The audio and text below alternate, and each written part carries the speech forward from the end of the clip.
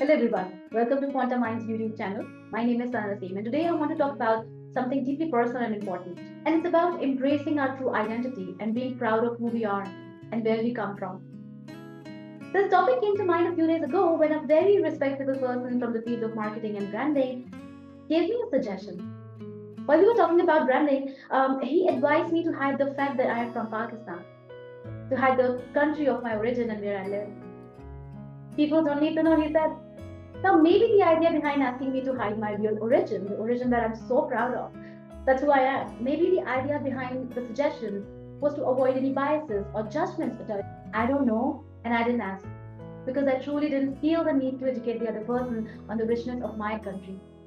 And that person is a truly respectable, a great marketeer. He's good at his work. And whatever he said, that was based on years of his experience and a successful career. And the question is this how we want to live? Hiding what others may not like about us? And if you have been following my videos for a while, then you know I always talk about learning from experiences because we attract our own reality. Now, I have done a lot of belief work on myself to know why I attract situations and experiences in my life and what are the learnings.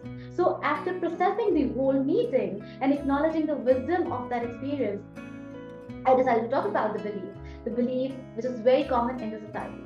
So let's examine this mindset where we believe that acceptability can come easily and quickly once we hide a part of our existence and turn into a completely different person. This way of thinking is very common everywhere. It creates a divide. Whether it's a school, corporate world, it teaches us to see people not for their originality but for a polished, often self-image. The more we accept this, the more it becomes a part of our reality. And eventually, we no longer see this as problematic. And we use this filter to judge everyone around us. So if someone is different from us, we immediately access that belief system conditioned through collective consciousness, which says being different is not okay. And through our words, our actions, and behavior, we communicate this to the other person that you are an outsider. You don't belong here. Unless you change and look a part of the community, you won't be accepted. There is nothing wrong with improving ourselves. If I don't like something about myself, of course I'm going to work on it. Improvement is different from hiding and denying that something exists. Does hiding behind a mask to belong to a society solve everything? Many people spend years, even lifetimes, trying to hide their true selves. And this behavior is often promoted by the way society is conditioned.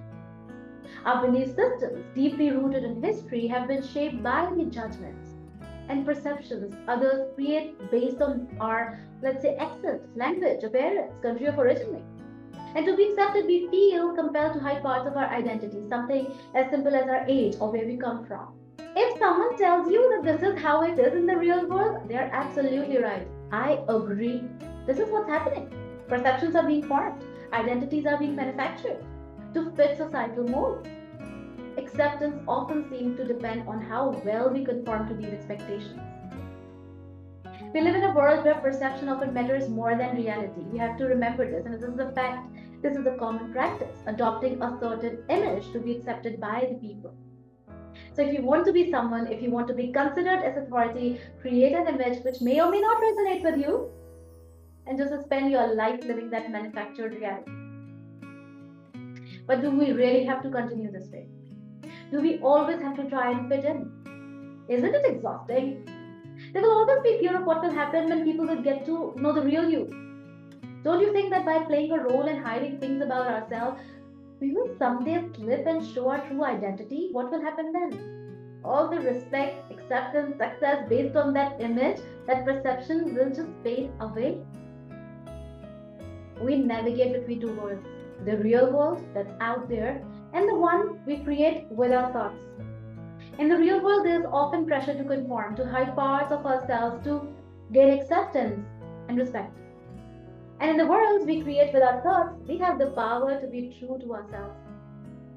This constant need to hide our identity, our roots, our true self, just to be accepted and respected, prevents us from truly exploring who we are. When we're always trying to fit into a mold, we miss out on the beautiful journey of self connection. If you're going through something similar where you are expected to be a certain way, then I want you to remind yourself that respect should not be contingent on fitting into a predefined image. Being different is absolutely okay. In fact, it's our differences that make us unique, bring richness to our lives. This mindset that encourages hiding who we are creates barriers and misunderstanding.